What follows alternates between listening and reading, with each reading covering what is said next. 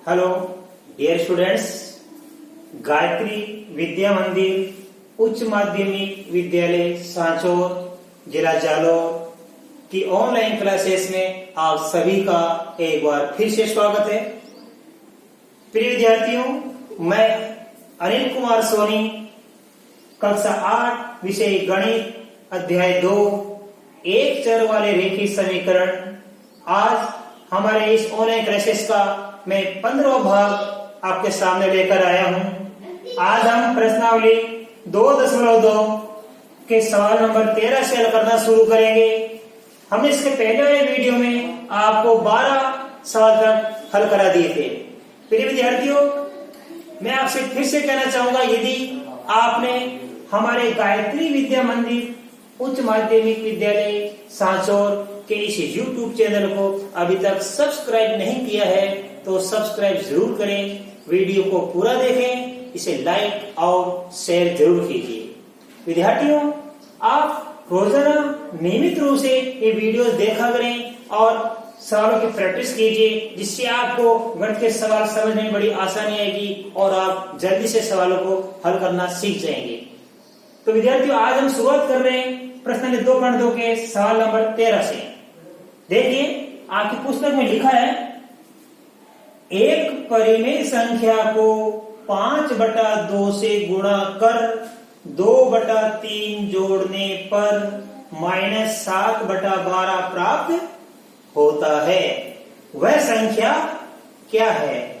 वह परिमेय संख्या हमको ज्ञात करनी है। विद्यार्थियों, तो देखो, हमें पता नहीं वो परिमेय संख्या क्या है, और हमने बार बार आपको समझाया है कि जो संख्या में ज्ञात करनी है वो x मानकर चलते हैं। देखिए, शुरुआत कर रहे हैं हम। सबसे लिखेंगे, माना कि वह परिमेय संख्या बराबर x। माना कि वह परिमेय संख्या बराबर x, हमने वह परिमेय संख्या x मान ली। अब देखो बच्चों, क्या लिखा है? परिमेय संख्या को 5/2 से गुणा करेंगे तो लिखेंगे परिमेय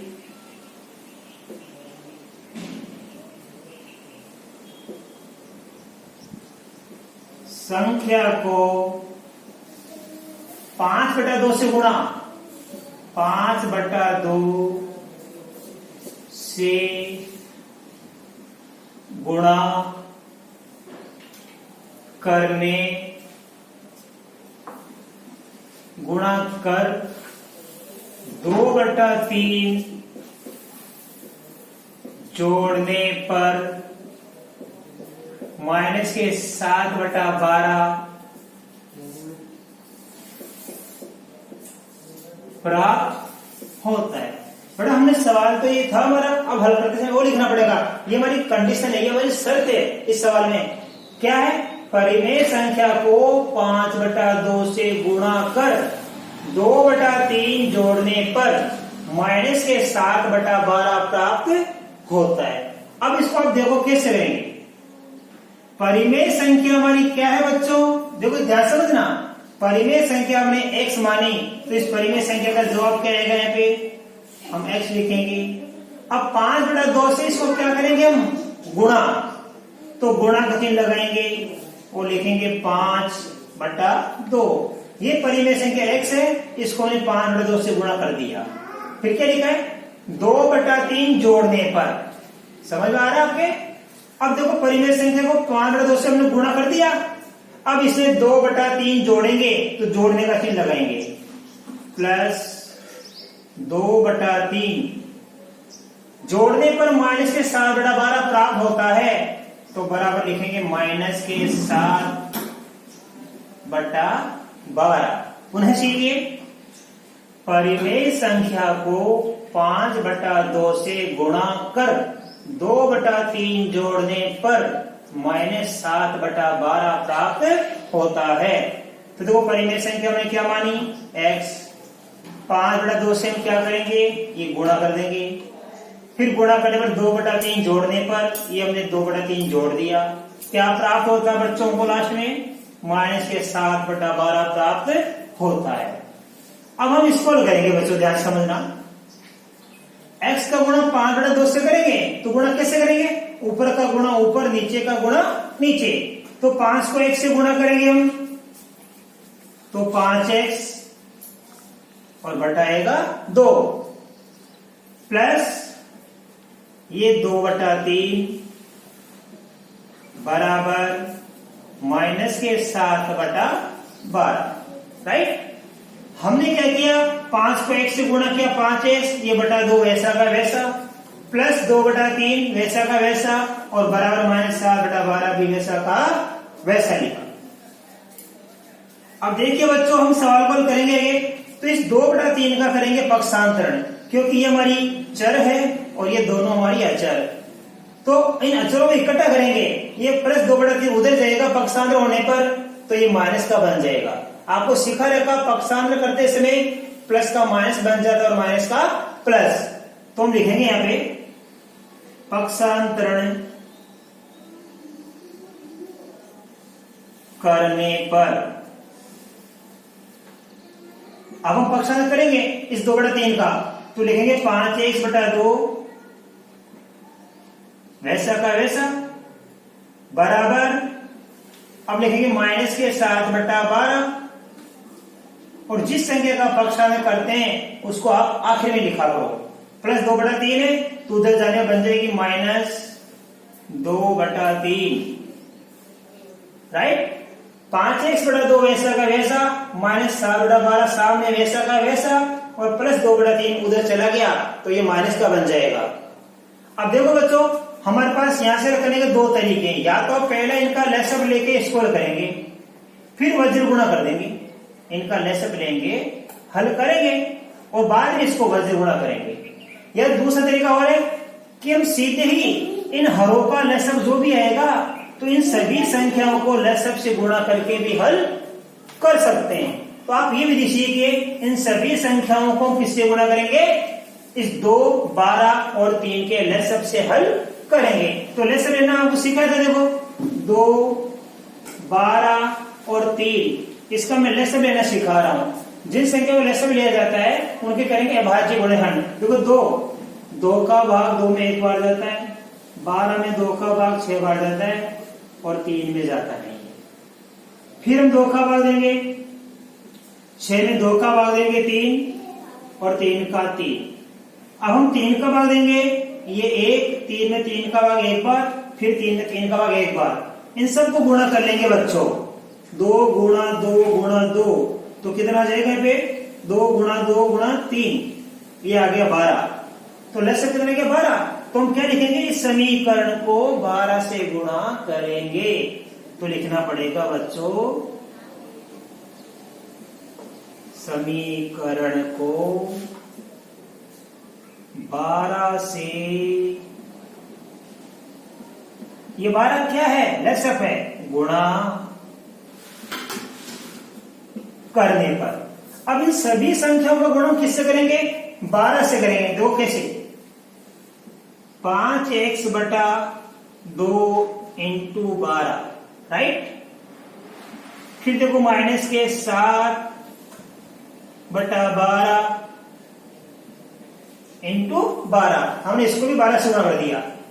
फिर माइनस 2/3 गुणा 12, हमने 5x/2 को 12 से कर दिया गुणा, -7/12 को भी 12 से गुणा कर दिया, और -2/3 को भी 12 से गुणा कर दिया। ये 12 क्या है? लसब। इन हरों का लसब लेके देख लो, और इन सभी संख्याओं को हम लसब से गुणा कर देंगे।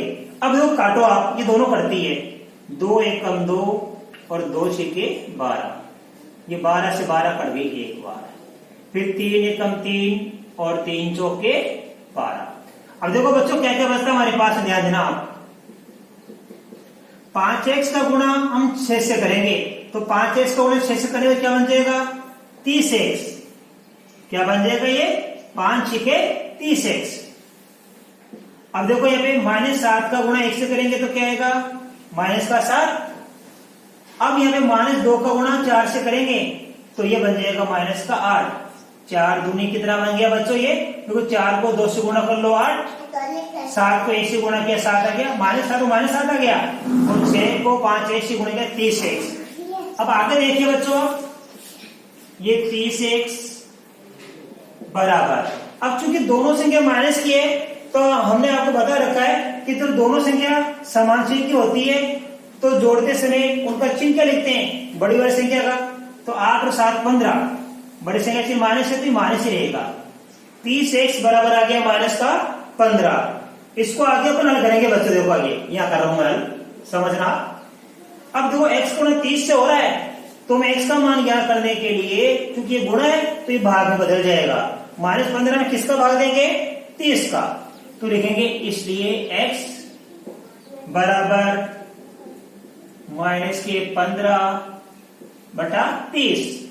अब बच्चों दोनों से क्या करती है, 30 में 15 का भाग जाता है 2 बार, 15 में 15 का भाग 1 बार जाता है, और 30 में 15 का भाग 2 बार जाता है। इसका मतलब ये हुआ कि दोनों संख्या 15 से कटेगी।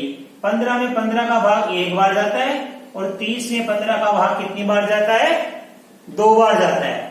तो आगे लिखेंगे, देखो x बराबर -1/2, तो x का मान कितना प्राप्त हुआ, -1/2, और हमने x क्या माना था, कि माना कि वह परिमेय संख्या x, तो हमको परिमेय संख्या कितनी प्राप्त होगी, 1/2 माइनस की प्राप्त होगी।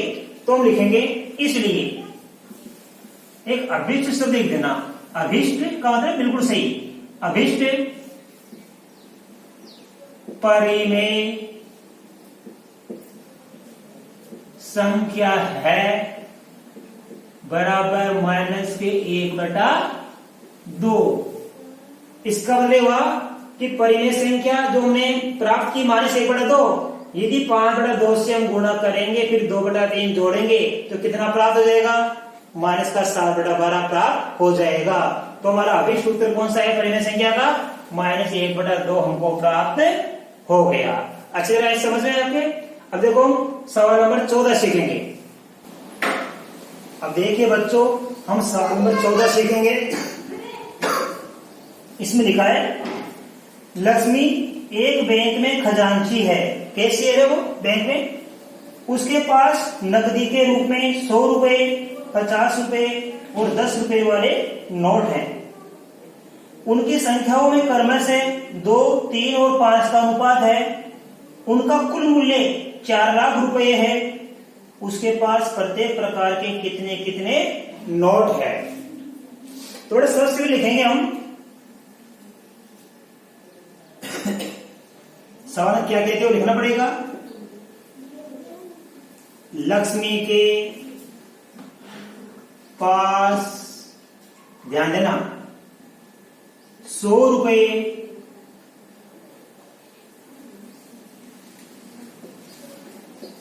उसके बाद में लिखा है 50 रुपए,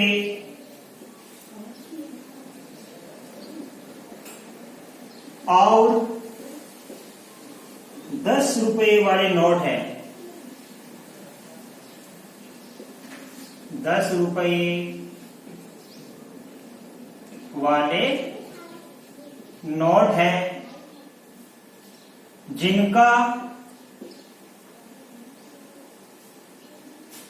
जिनकी संख्याओं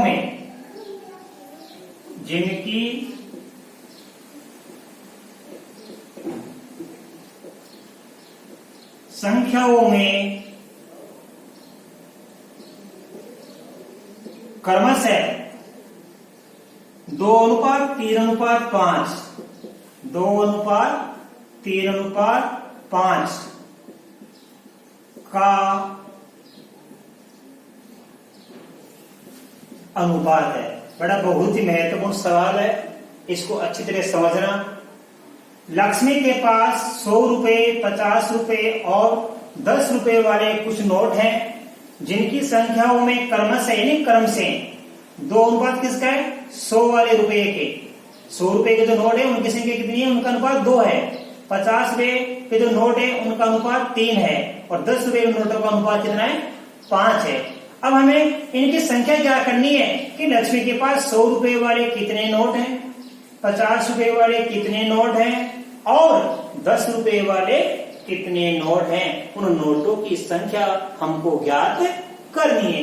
थोड़ा आपको पहले ही सिखाया था मैंने कि जब अनुपात दिया हुआ होता है तो इन सभी अनुपातों को हम x से गुणा कर लेंगे और मान लेंगे कि 100 रुपए वाले नोट माना 2x, 50 रुपए वाले माना 3x, 10 रुपए वाले नोट माना 5x। इस प्रकार हम मानेंगे। तो कैसे लिखेंगे? माना कि 100 रुपए, 50 रुपए तथा 10 रुपए वाले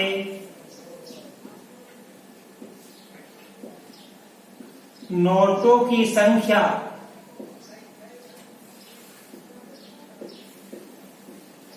क्रम से। तो देखो 100 रुपए वाले नोटों की संख्या कितनी मानेंगे हम? 2x। और 50 रुपए वाले नोटों की संख्या कितनी मानेंगे हम? 3x। व 10 रुपए वाले नोटों की संख्या क्या मानेंगे? 5x। ये बेटा हमने मान ली। 100 रुपए वाले नोट हमने मान लिए 2x, 50 रुपए वाले नोटों की संख्या मान ली 3x और 10 रुपए वाले नोटों की संख्या हमने मान ली 5x। अब देखो इसमें लिखा है नोटों का कुल मूल्य 4 लाख रुपए है। नोटों का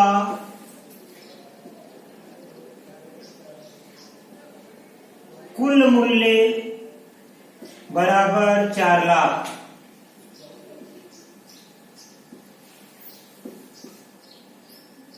ठीक है, नोटों का कुल मूल्य 4 लाख रुपए है। अब देखो नोटों की हम कीमत कैसे क्या करेंगे? मान लो किसी के पास 100 रुपए वाले 5 नोट है बेटा, ऐसे समझे, तो उनका कुल मूल्य कैसा होगा? 100 गुणा 5 बराबर 500।